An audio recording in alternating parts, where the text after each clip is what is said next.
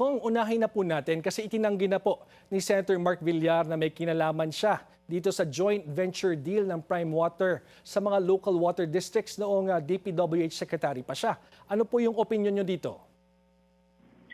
So far, sa amin kasi, wala naman kaming information kung ano talaga yung nangyari. Kung paano nakakuha ng kontrata ang Prime Water. Basta ang alam lang natin is talagang naging agresibo sila at nilapitan nila lahat halos yung mga yung mga water utilities, mga water district. At marami silang ipinangako, no? Tulad na nangyari sa Subic. Okay naman yung memorandum of agreement na pinirmahan nila. Ang problema lang, hindi tinupad ng Prime Water kung ano yung nakalagay sa Memorandum of Agreement. Kumbaga, halos sa lahat ng lugar na kung saan sila yung may hawak ng serbisyo ng tubig, parang nabudol nila yung mga water district at hindi sila tumupad kung ano yung nakasaad sa kontrata. Okay, budol po yung term na ginamit po ninyo, Kong. Pero ano po yung magiging saklaw sa kabuuan ng gagawin yung investigasyon?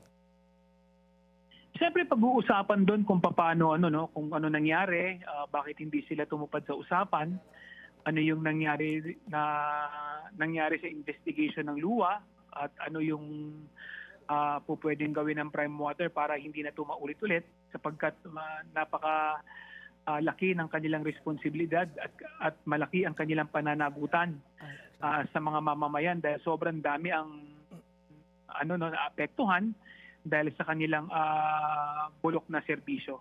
Opo, dahil binabanggit nyo po yung napakaraming problemadong serbisyo nitong Prime Water, maaari po ba itong mauwi sa kanselasyon ng kanilang prangkisa kung sakali? May posibilidad na gano'n. Kasi siyempre depende yan kung saan pupunta yung investigation, kung ano yung makikita at malalaman natin sa investigasyon.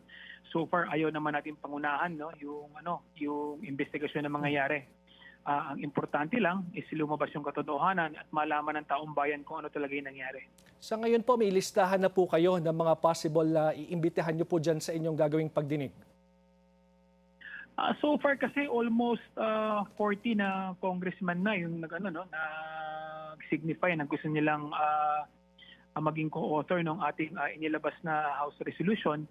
Ito yung mga lugar na kung saan merong Prime Water na nagsiservisyo sa kanilang mga lugar at talagang nakita naman yung epekto na talagang masama yung naging serbisyo nila.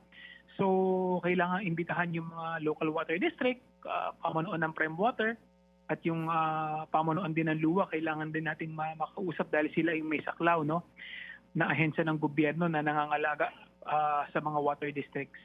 Opo, pero alam kong sinabi niyo na Kong Jeff na ayaw niyong pangunahan, pero naniniwala ba talaga kayo na walang kinalaman dito si Senator Villar nung siya pa ay DPWH Secretary? Well, malalaman natin sa investigasyon yan.